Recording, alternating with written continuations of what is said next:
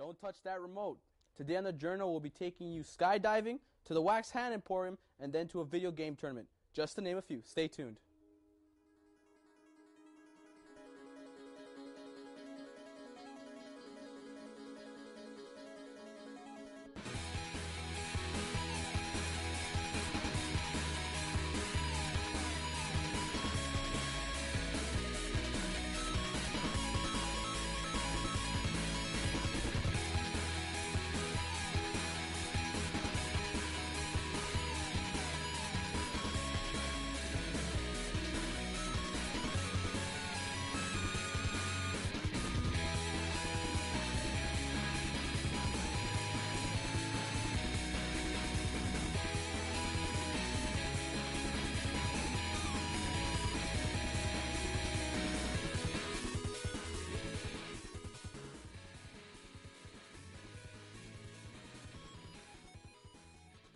Welcome to another exciting season of the Journal. I'm your host, Tarah Bleier. And I'm your co-host, Josef Madrid. In today's episode, we'll be featuring many stories that our team of wonderful students at Centennial College have produced. We have a great show today, so let us get started with viral videos of the week. Take it away, Joe. Friends come and go in all shapes and sizes, and that holds true even for pets. In this week's viral video, a dog stands his ground next to another injured dog, waiting for help. Let's take a look. この凄まじい地震をよく無事でいたというのがよく無事でいたなと感じます。この凄まじい地震と津波をよく生き延びたなという感じがします。この犬たち。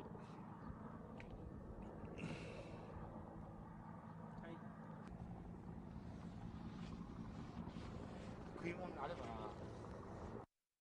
That video received over 200,000 views within the first few days, and was featured on several newscasts.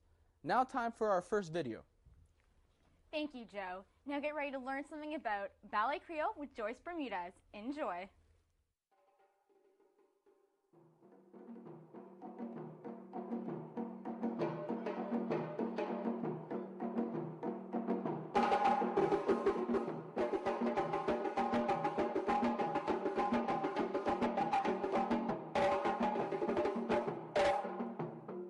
Located in the downtown core of Toronto, Ballet Criole is a non-profit organization that concentrates on operating a professional dance school, including various community programs accompanied by a percussionist ensemble.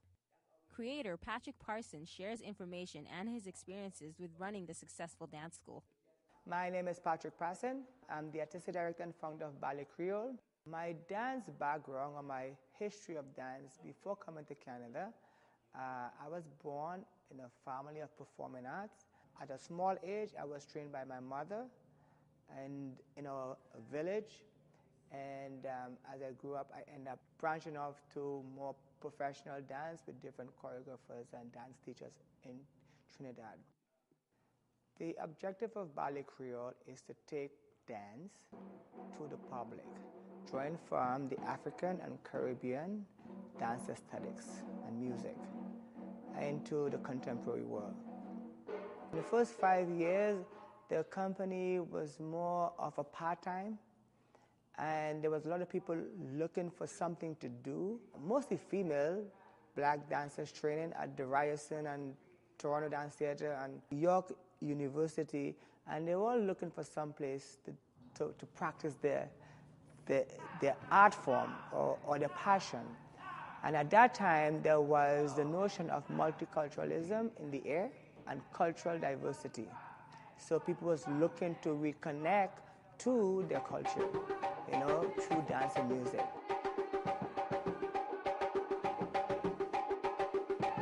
The Ballet Criole training is an intensive 2-year dance training. The students do practically, on an average,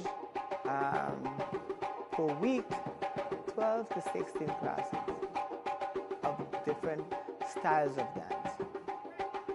That's how intense it is. In the full-time program, they have just a one-time seminar on percussion and the drums. In the community school, which is another level of training, We have a regular drum class for the public and for anyone, and that's once a week for 1 hour and a half. The genres of dance that I focus on for Ballet Creole, the dances that first I was exposed to, and that is the indigenous dances of Trinidad and Tobago, which has African influence. And then our neighbors, like Jamaica, I studied some of the dances from there that has the African influence, that has a retention of African forms and structure, and also Cuban, because Cuban has a strong connection to the professional and traditional dance forms that they've been developing for years.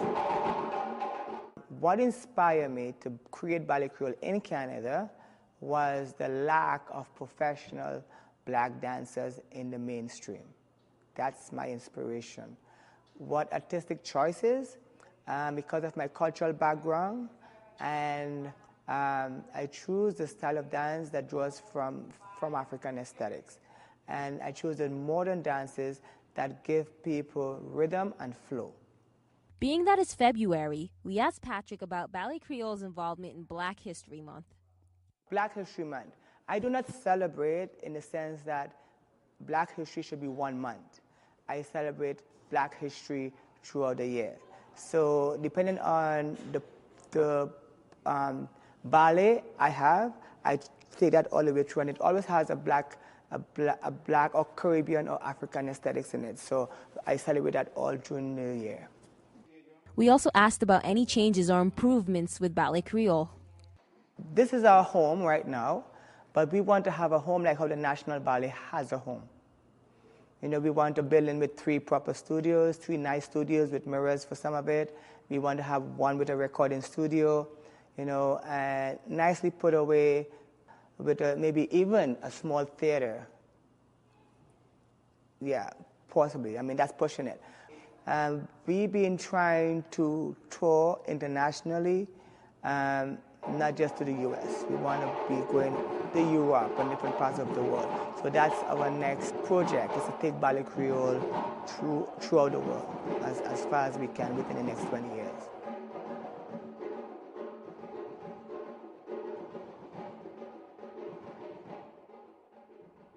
Welcome back, everyone. It's time for our next video about the Waxed Hand Emporium. Take a look.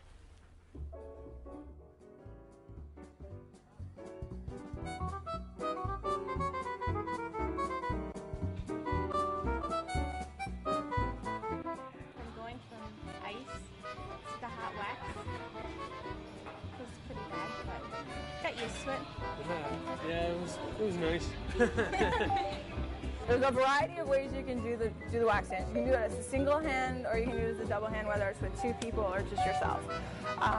Usually the whole process takes about 10 to 15 minutes to make the basic mat hand. If you want lighting or glaze put on it, that takes anywhere from 45 minutes to 2 hours to dry. If you don't want the writing or glaze, it takes probably maximum 20 minutes, depending on what accessories you want put on the hand. As you can see on the shelves, there's all kinds of different ways you can do it. We can do it as the Spider-Man, which takes an hour and a half to dry by itself. Is an actual customer's hand.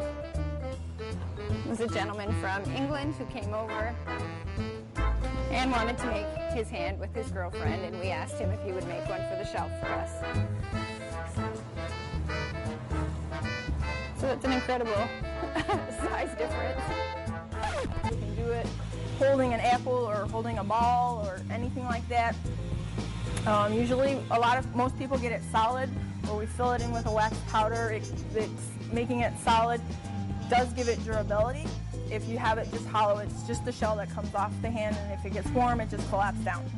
We've been together now for 7 years, and Pretty cool thing. I don't know, Something we could keep. Yeah, plus we're getting married another year or so just want to get something that we can connect to, you know, and look back at. Once we get an idea of what they want to do, we numb their hand in the ice water for about 15 seconds. The purpose of that is to actually just cool off the skin so that the first layer of wax will set and not actually stick to your skin. Once the hand is cool enough, we dry it off, we get the customer in the position that they want their hand in, and then we take them over to the white wax. Once we get them to the white wax, we dip 5 times to get the base of the hand on it. At that point, if they want it white, we'll dip it another 4 or 5 times.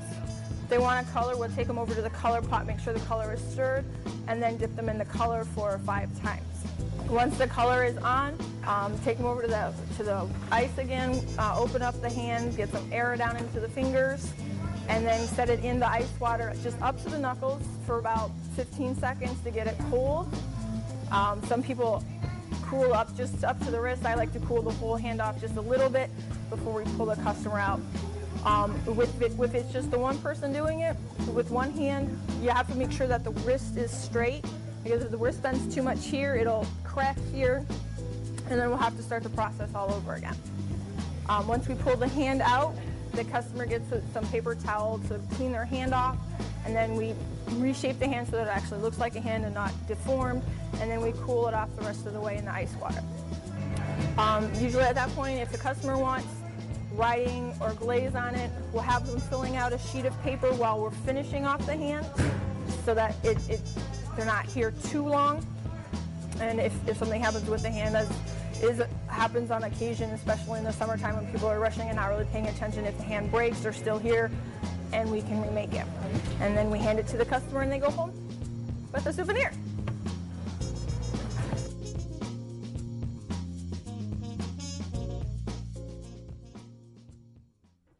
That looks fun.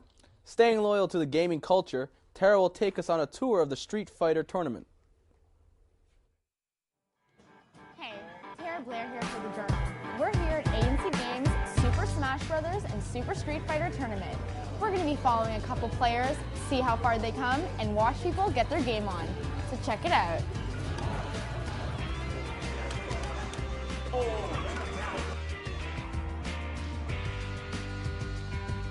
We are doing a Super Street Fighter 4 tournament, a Super Smash Brothers Brawl, and a Super Smash Brothers Melee tournament. Street Fighter 1 has a Mad Catz arcade stick. We started hosting video game tournaments in about 2008, and we wanted to bring the gamer community together.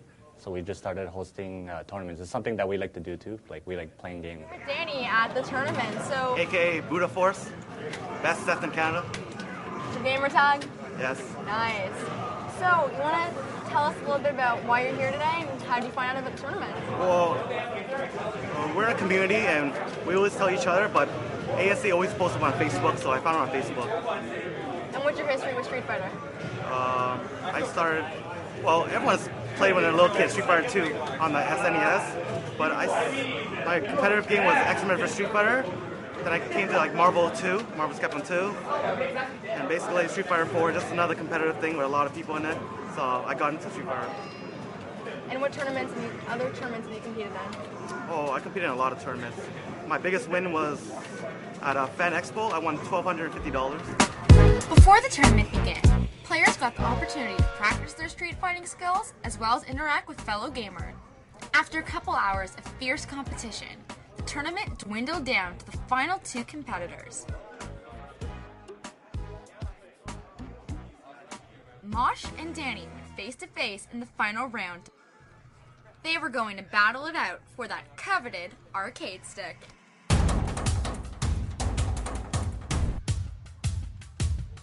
The final round of the competition went on for what seemed like forever. Both players gave it their all. The competition ended on a high note, with 3 very qualified players taking home the top prizes. Mosh and Danny were among the winners that day. At the end of the day, I caught up with the top winner, Mosh, to get some insight on how he felt about the tournament. Well, I'm really happy that I won the tournament. I really feel good about winning. Well, who doesn't? Yeah, but I actually lost in one part of the tournament, but I came back to win it. All in all, the tournament was another great success for ANC Games, and for those who walked away with some of the prizes that day. As you can see from their smiling faces, they definitely had a blast getting their game on. This has been Tarah Bleier for The Journal. Hi everyone. In our next video, we go indoor skydiving with Sophie Challen. Enjoy.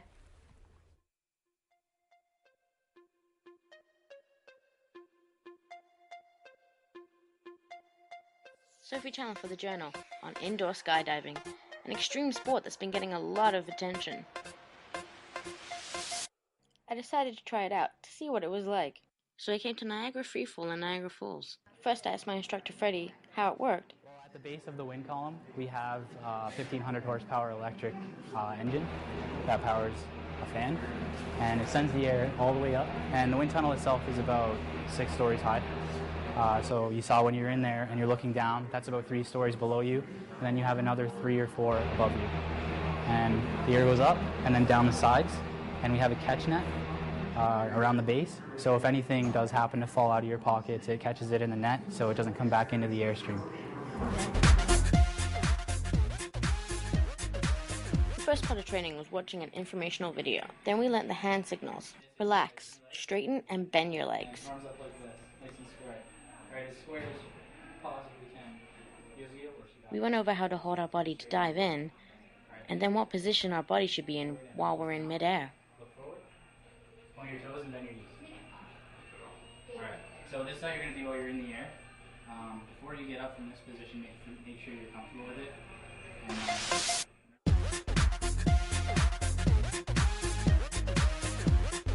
For those with long hair, it's best to tie it back. You gotta remove all your jewelry and make sure your pockets are empty. And then you can suit up.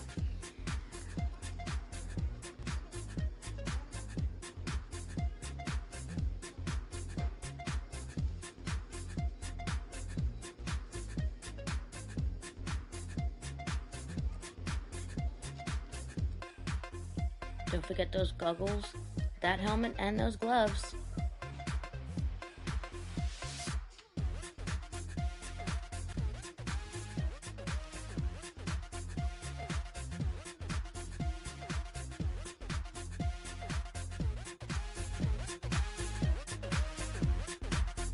Then it's time to dive. Well, almost. First you gotta learn how to fall safely.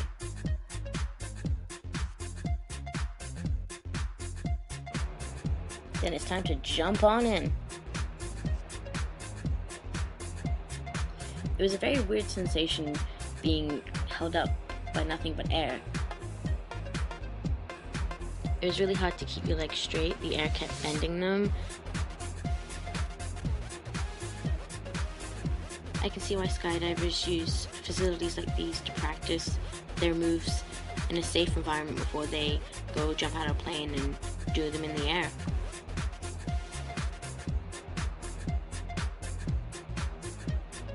It really was a great experience. For under $100, I had a blast. I will definitely do it again and encourage all of you to go do it too.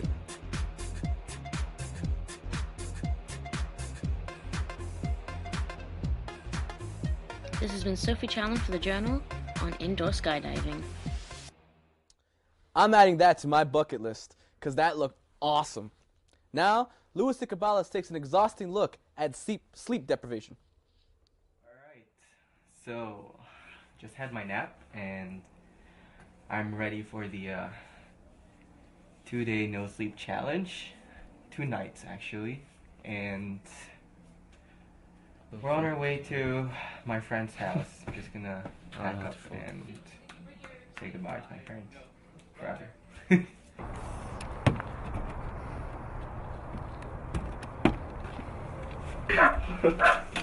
That was unattractive. Okay. We're here at Lois's house now, so yeah. We're now going to my new room. Okay, so I finished eating, and right now I'm just sitting down watching TV, and we set up the security camera. Right now, I'm trying to stay awake. I'm gonna play COD at 2:44 a.m.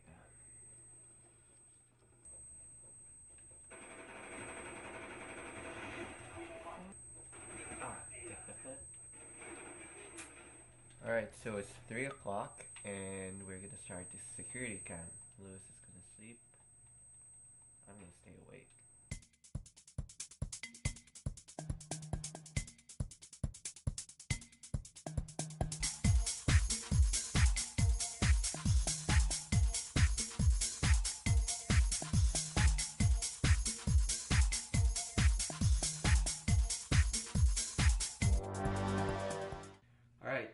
10 a.m. in the morning and I've gone for 15 hours of no sleep and I'm feeling good, I think. Right, we're on our way to school and feeling really, really tired right now. Can't keep my eyes open for long. So fucking tired. I don't want to do this anymore, please. Can't even text and stay awake at the same time. Awake. I should be getting paid for this. Right, Lewis? Nap time.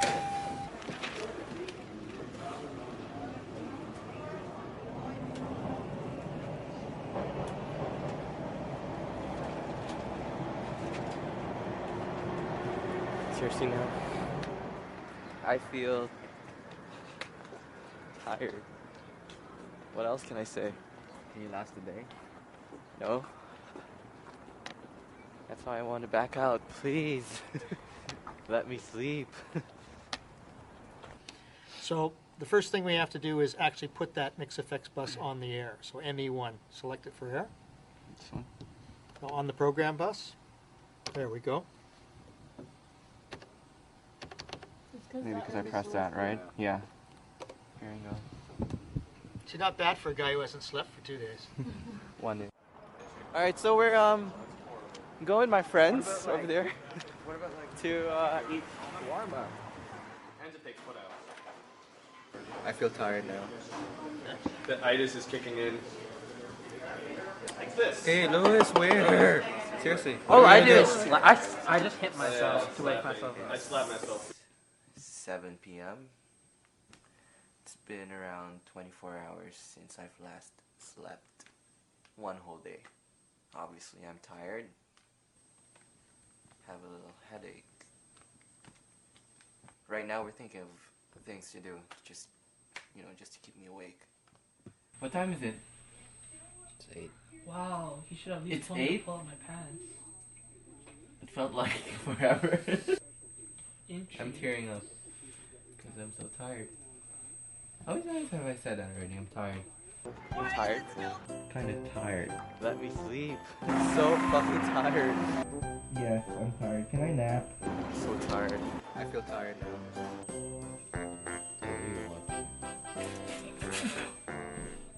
And we have Patrick over here, who's gonna, I don't know what he's gonna do. I guess he's gonna supervise me, make sure that I don't sleep.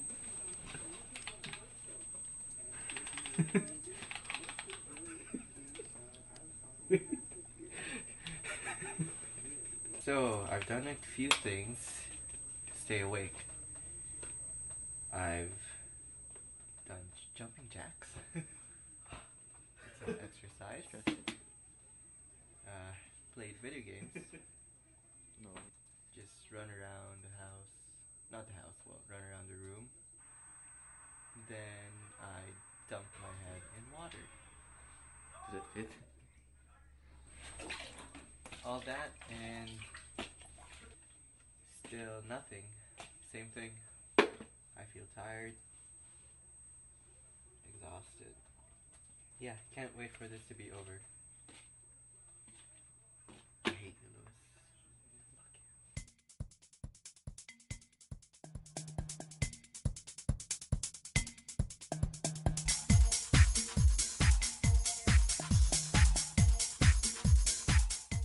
Now it has been around 45 hours since I've last slept, and I'm finally home. Thank God. Yes! Ah!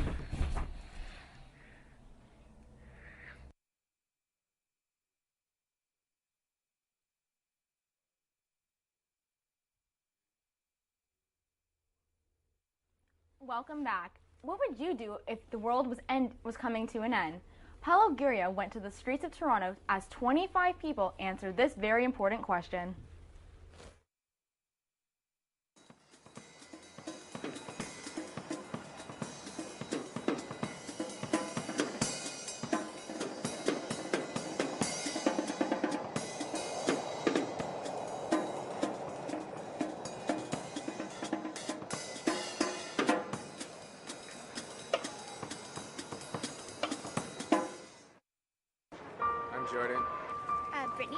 Jesse. Byron? Pierre? Franco.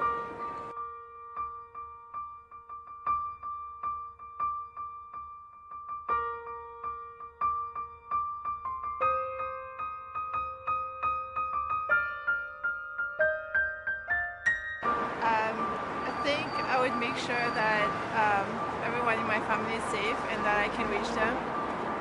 If I can be with them physically. Call my parents. They'll probably do the same thing. I would flock to my family because family comes first, and I would like to, I guess, end it off with my family. I'd probably just go be with my family knowing that it's coming. Try and contact my kids. I would definitely want to spend it with my family. That's all I would want to do. I would have lots of sex.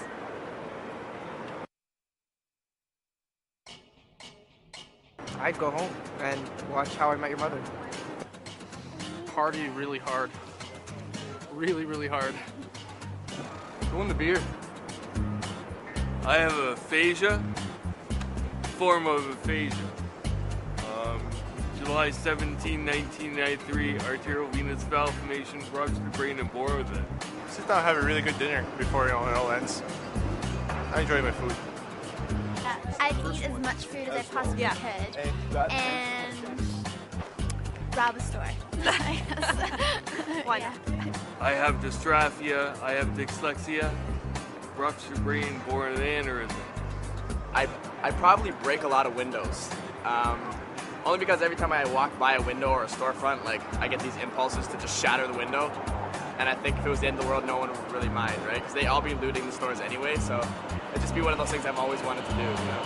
That's probably what I do. I don't know. Parachuting. Parachuting would be the first thing. Skating. No, done that. I don't know. Feeding sharks. This is the end of the world as we know it, and I feel fine. I don't know. I think I would just eat.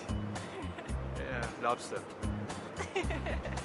I would find a secret underground lair and bring all of my friends and like have video games and pizza.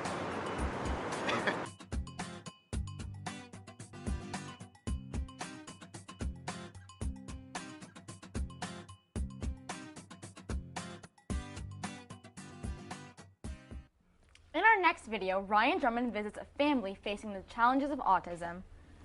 Ryan... Today we're going to interview the Kozak family with a son and brother who has autism in the family.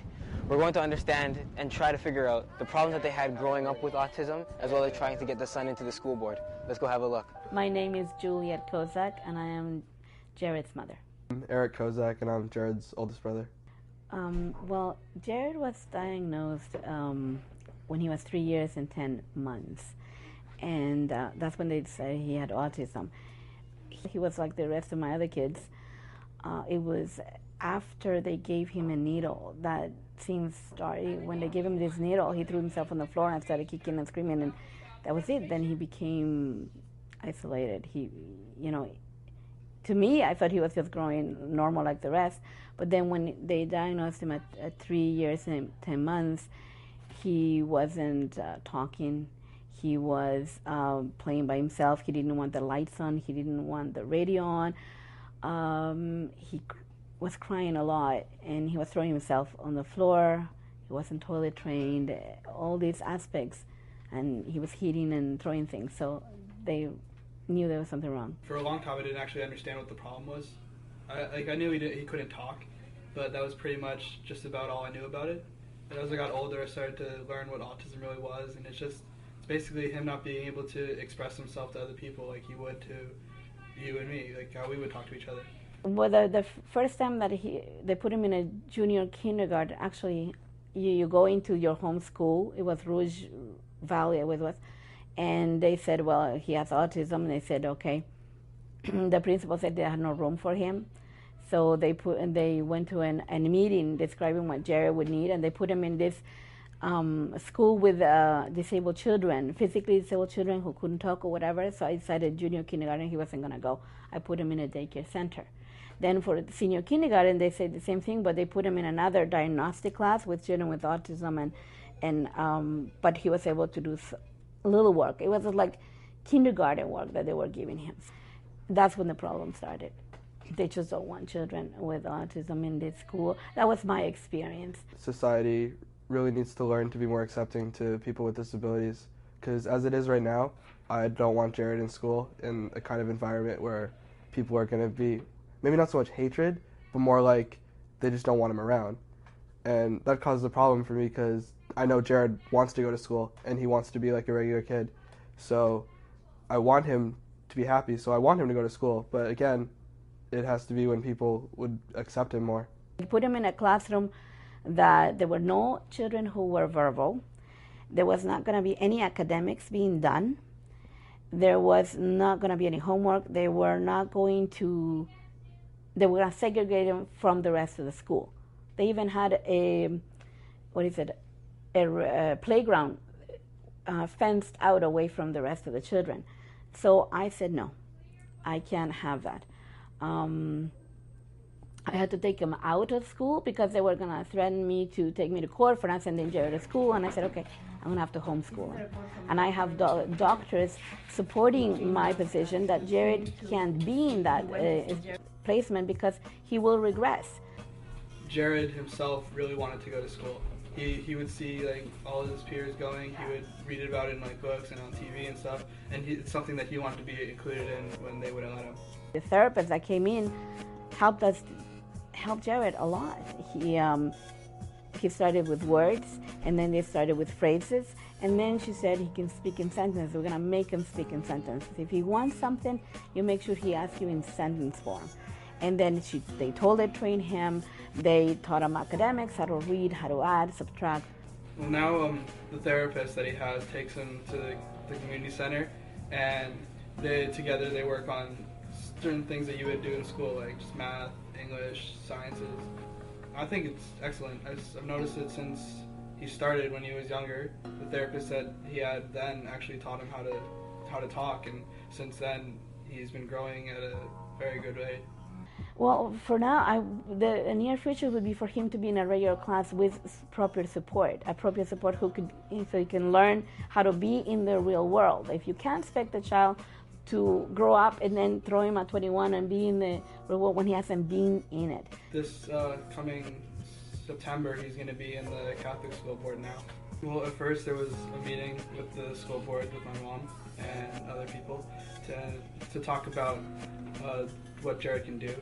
And then they observed him and with the therapist, seeing him that he's able to learn stuff and work by himself. And now they're working on finding him a suitable placement in a regular classroom.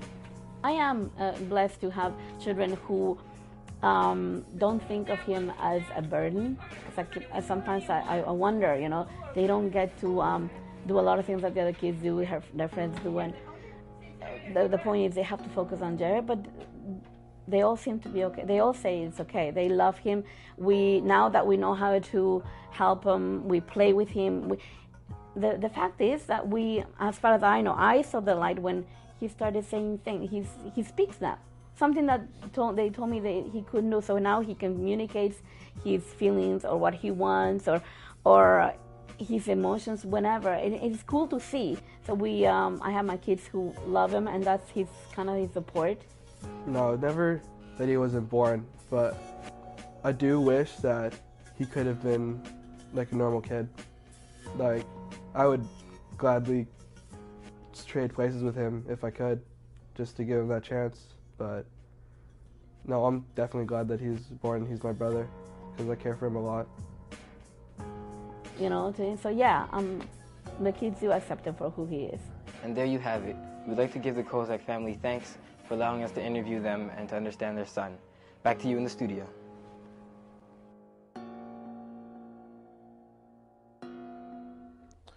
The last video we have for you is a look at the new T.I.F.F Bell Lightbox in beautiful downtown Toronto. Also, make sure to stay tuned for our live performance by The Clearing. Hey guys, it's Carl John for The Journal. We are here at King and John Street in the city of Toronto, taking a look at a brand new building that is centering around all things cinema, past, present, and future. It's the new home for the Toronto International Film Festival, T.I.F Bell Lightbox. T.I.F.F definitely deserves an award for this build. The building has 5 theaters, residential and retail space, and was designed by the Toronto-based architectural firm KPMB. We caught up with Noah Cowan, the artistic director of T.I.F.F Bell Lightbox, and he shares with us how T.I.F.F evolved to what it is today. So 35 plus years ago, we began as the Festival of Festivals. We really went around the world sort of culling the very best of festivals like the Cannes Film Festival, which was really the preeminent one at the time, and others to sort of bring back these new art films that Toronto wasn't really getting at that time. The organization grew substantially about 20 years ago. It made us a year-round organization for the first time. Went from having, I think, 4 full-time staff to about 20 overnight. Sort of made us into a real cultural organization. So the final crowning glory of all of that is where we are today.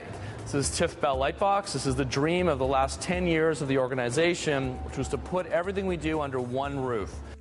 The space opened to the public during their 2010 Toronto International Film Festival with a free block party, complete with rapper Kanon, free cupcakes, and a bouncy castle on King Street. My name is Cheryl Eisen, and I'm one of the venue managers at the T.I.F.F Bell Lightbox.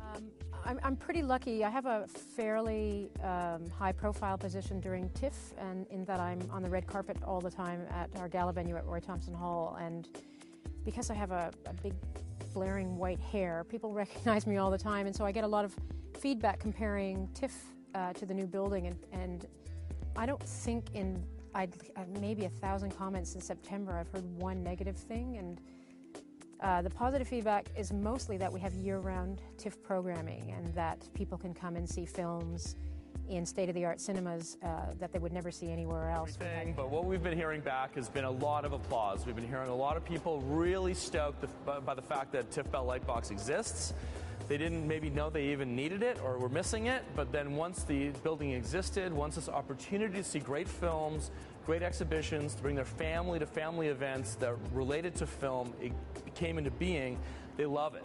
So there are 2 gorgeous exhibition spaces, with one featuring Tim Burton, which arrived at T.I.F.F Bell Lightbox with a new look, a special commission created especially for the building's gallery windows, and an entirely revamped exhibition design. Like Tim Burton, the show that we have on right now, which comes from the Museum of Modern Art, one of the most important museums in the world. Now, finally, Toronto actually has a place to showcase that stuff. You know, wouldn't have had that space without T.I.F.F Bell Lightbox. T.I.F.F is also showcasing the work of Mary Pickford. She was a Canadian-born motion picture actress. She also was one of the original 36 founders of the Academy of Motion Picture Arts and Sciences. She was a pioneer in early Hollywood and a significant figure in the development of film acting. The American Film Institute named Pickford 24th amongst the greatest female stars of all time. There are several other film festivals around the world that catch our attention, but how will T.I.F.F Bell Lightbox allow the organization to stand out from the crowd? You know, there's a very competitive atmosphere, very friendly but competitive atmosphere amongst the big festivals worldwide. And we all kind of have our own little niche in a funny way where we kind of expand. Well, T.I.F.F Bell Lightbox put a very large bet down on the poker table, and a lot of our, friendly competitors are a little freaked out by it, to be honest. From the restaurants to the exhibits, theaters to the Golden Oscar in the lobby, it's easy to get caught up in all the excitement. We ask Noah and Cheryl what they love best. Probably the best night of all was a guy called Douglas Trumbull. He's unsung sort of special effects pioneer. He did all the effects for 2001: A Space Odyssey, for example. Came here, we publicized him and, definitely marketed his appearance. Packed. He did these 2 sessions that were incredible. One with the 2001, one with Blade Runner, and they were amazing, and they were full, and people were lining up for photographs around the block. Breathtaking speakers come in and talk about film from an academic perspective, from a practical perspective, and I didn't go to film school. This is just a lifelong passion for me, and I'm not formally educated, so I'm getting my formal education through my job, and that's pretty breathtaking. Yeah. It's pretty impressive to see and hear how T.I.F.F has evolved to what it is today. But the big question is, what's next? Bigger, better, more. That's the motto, really, of T.I.F.F. Bell Lightbox. We've opened just past September, made a big impact on the city.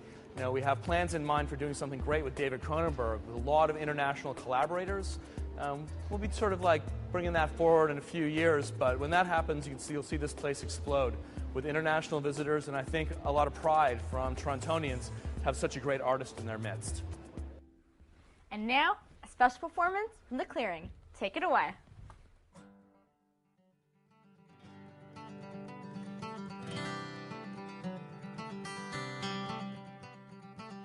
Casanova got his one night stand, but ain't got a friend to lend. Looks like you found someone, but lost yourself along the way. Used to sneak away and do our thing. Used to talk about everything. We knew we had something more than love could bring. I went on to make my noise. You and your girls, but the talk of all the boys is hard to understand. Once before we were friends, still I see you messing around, but it's not like under my feet there's ground, there's lost in this ground, there's comfort in the sound. You called me tonight, and you cried and cried, and you begged me to sing you a lullaby. You called me tonight, you were a little high, you were feeling pushed aside, not a pride, out of pride. Ooh.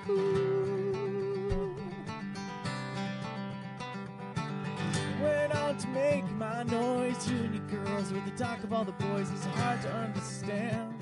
Once before we were friends. Don't see you messing around, but it's not like under my feet there's ground, there's lost in this round, there's comfort in a sound. You called me tonight, and you cried and cried, and you begged me to sing you a lullaby. You called me tonight, you were a little high, you were feeling pushed aside, not a pride, out of pride, yeah.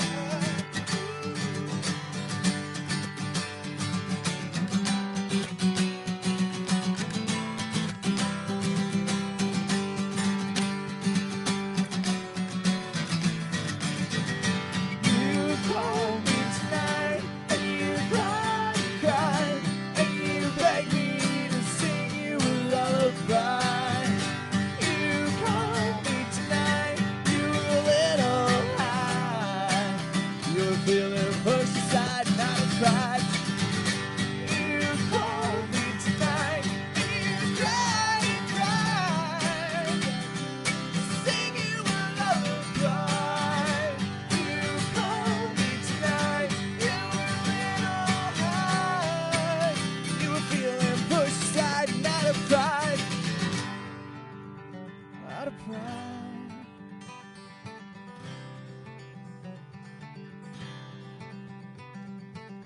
Casanova got his one night stand, but ain't got a friend to lend. Looks like you found someone, but lost yourself along the way. Awesome job. That was The Clearing. Thank you very much for that awesome performance. Check out their music, available on iTunes for download. Unfortunately, that's all the time we have for today. Tune in for another exciting episode of the Journal next time. I'm Tarah Bleier. And I'm Josef Madrid. Will you guys play me a song, huh? You know, for me? This is for you. Definitely. Bye, everyone.